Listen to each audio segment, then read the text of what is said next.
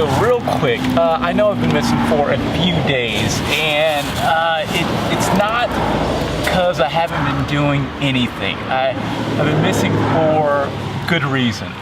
I have a super great idea for the next film, but here's the thing, it's going to take a few days for me to create. So I figured today I'll give you an update on what that is, why it's important to me, and I guess just what I've been up to the past few days. All right, cool, let's go ahead and get going.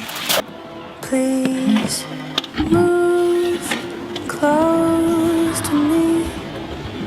You love differently, so move close to me. Love me differently.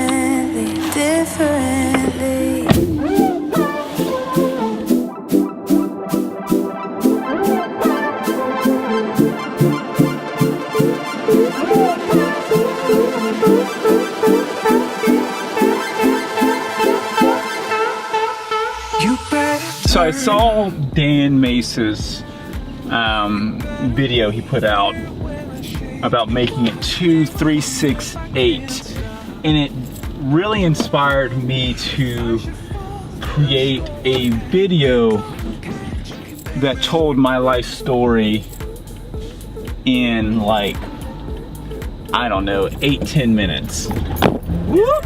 There she goes. I had no clue how I was going to go about doing that, or how I was going to pull that out. Like, my life is, I'm 29 years old. How many hours is that? How do you encapsulate your entire life story in 7-8 minutes?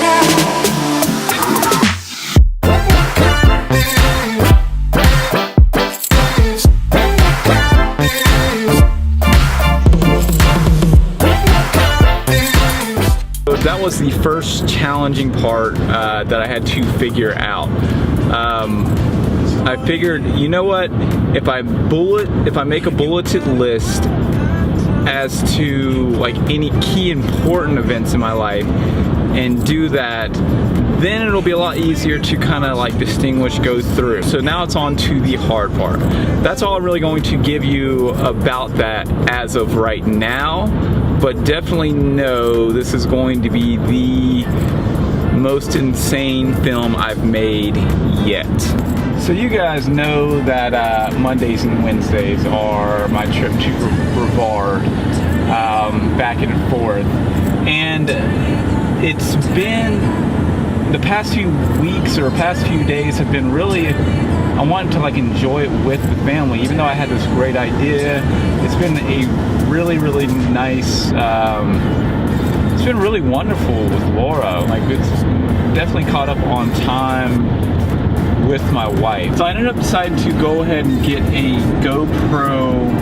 I guess, I don't know if they relaunched it or what, but it's a GoPro. It's like $199, and it has voice control. It's a lot larger than the Session, a touchscreen, all sorts of goodness. And I was like, you know what?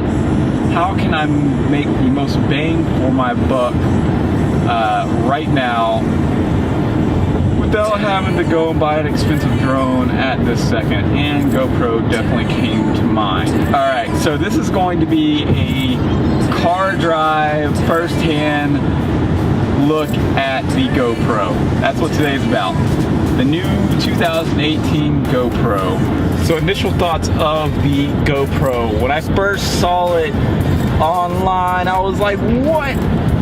GoPro just came out with a budget model. Overall, I'm pretty impressed with the build, the settings, the ease of use, all that. Everything that you expect of a GoPro, but like so much more. But I'm not exactly impressed with the quality of the footage.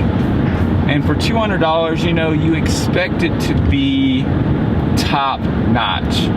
And I've noticed like daytime footage has a bit of grain in it, and that doesn't make any sense to me, because you got all this sunlight that can capture. You have all this sunlight that can, you know, capture that. So you don't need to crank the ISO in it. And there's no way to change the settings, or at least that I know of right this second, to keep it from like digitally optimizing the footage or lighting the footage. Here goes some tips for anyone that wants to get into the GoPro game.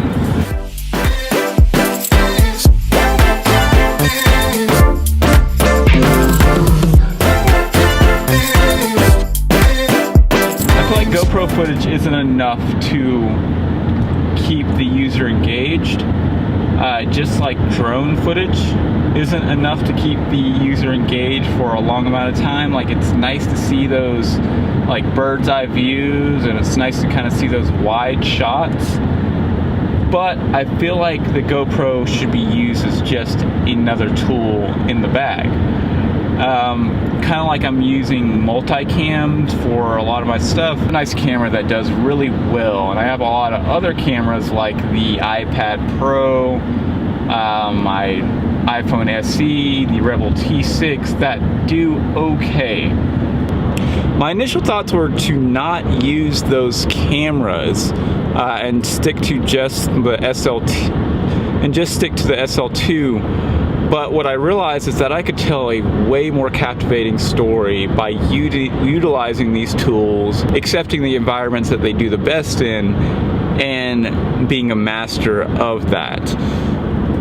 So this GoPro itself, yeah, it doesn't have the best image quality, but hell, right now it's telling you the story of me driving home. Right now I have just the SL2 pointed at me, I'm driving, I'm doing my thing, but there's no way in hell that I can capture everything that's going on outside to the quality or level that the GoPro can. Now, me driving home isn't the entire story. That's, it would be a boring story, but it is definitely part of it. It's another dynamic that should be used. So right now I have it mounted to my hood, and I love it. I love the new touch screen. Like, these, you can see, at least for the first like maybe minute, what you're looking at as you're driving.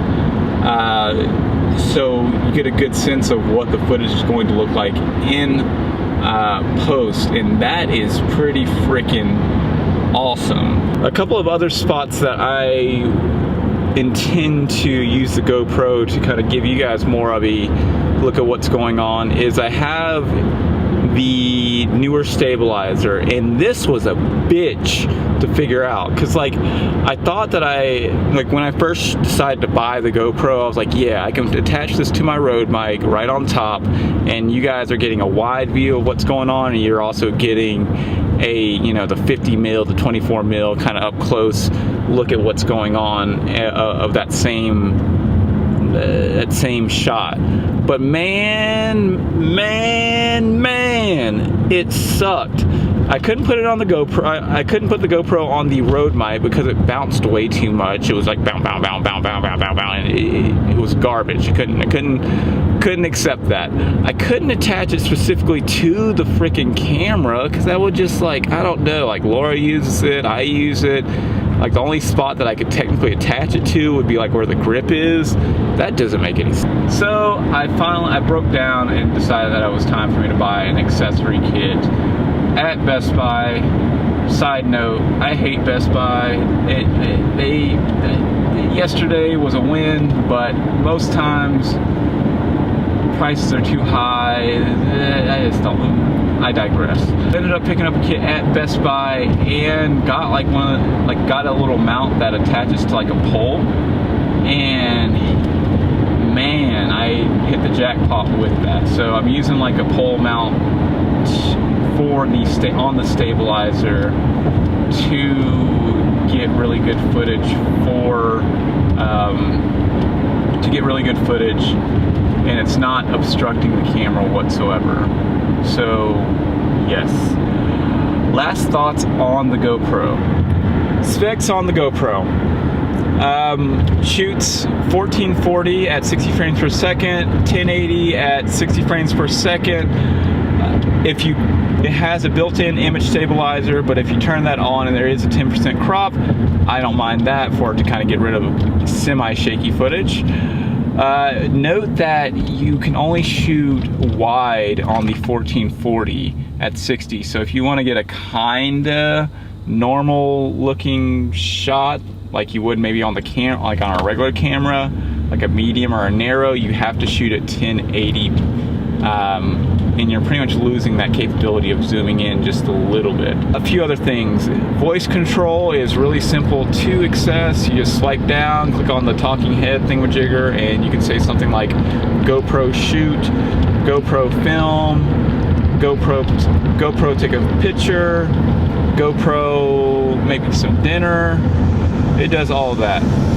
So definitely very convenient. I can definitely see this being a really good feature for like when I'm driving or when I'm skating or doing something and the GoPro's like on top of my head or somewhere else that's not exactly accessible, and just saying GoPro stop and it stops or it starts recording.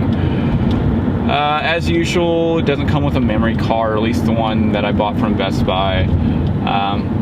Just buy one, get one for like $10 or something. The touchscreen makes a completely, it makes an amazing difference when you're able to just see what you're shooting and looking at just at a quick glance. The buttons, as usual, are very easy to use. One thing, GoPro, if I had to change something with this model, you made it extremely hard to get to the charger port and like open it up. You got to have like thumbs of steel to get that open. I do not appreciate that, but you know, it's waterproof, obviously. Drop it in, whatever. That was the first thing Laura did. She was like, "Oh, is this waterproof?" And I was like, "I think so, but I think it's with the kit," and she threw it into the water. It still works. So I also found out later on that it is waterproof without a case on it. So definitely a plus on that. Last thoughts. Should you buy the GoPro 2018 for $199? In most cases, I'd say yes, but if you're looking to get that really nice clean footage without grain, just has better, if you're looking for really nice footage, I'd say spend the extra, you know, $100, $200 to get the upgraded versions of the GoPro. In foresight or in hindsight, how does that work? In hindsight, because it's before, I would have maybe saved a little bit extra to buy the upgraded model, but I'm committed now because I really am trying to take my film quality up to the next level. You want to use it to capture things that you're not able to capture with your camera. Hell yeah, it's a wide angle. That was the main reason why I got it, was because it was like ultra wide. And if I bought a ultra wide lens on a camera, like on a Canon camera, it's like $300, $400 just for that lens. Why not just buy a freaking GoPro and it captures wide already? Hell to the yeah. All right, so that concludes my comprehensive on the road GoPro review. Hope you guys liked it. Thank you everyone for the support so far with making these videos.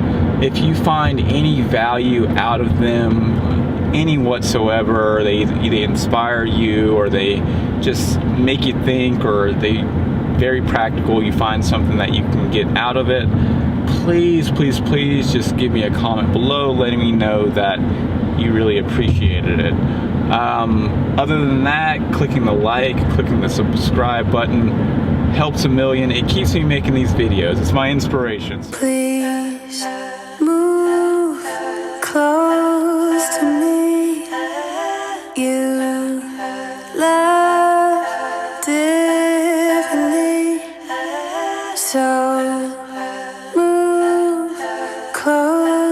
to me. Love me differently, differently.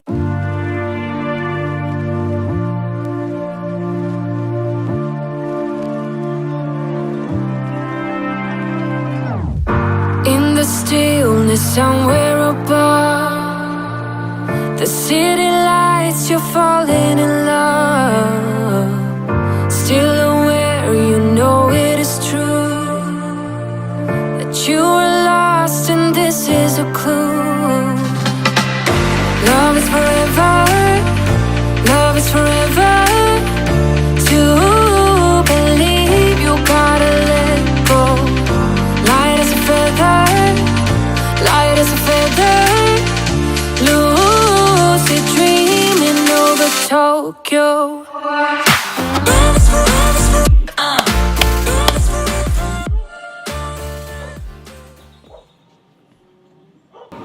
Audio test. What does it sound like? What's the comparison versus like a Rode mic, a professional mic? Obviously, it's not going to be that great, but let's go ahead and try that out. See what that sounds like. Ready, set. Hold on, I gotta get tightened up here. You tell the difference? I mean, it's not the best, but it'll do. $200, not so bad. What does wide angle, what the GoPro's shooting at, look like versus like a 50 mil? Just go ahead and check that out. Ready? 1, 2, 3. Now you see me. How? What do you guys think? I mean, it's obviously a different viewpoint, but it does add a new dynamic to the story. GoPro 2018 edition, definitely worth the price. If you're wanting a little bit better footage, definitely go for the higher priced model. You will get it there. It's one of the tools to help you create and tell your story. Definitely a great addition. Definitely tune in for my life story, the next film I'm putting out. Let's do this. All right, peace. Oh, and I'm thinking about putting out another film called Creamy B-roll. So, how to? Let me know if you want that. Peace. Bye.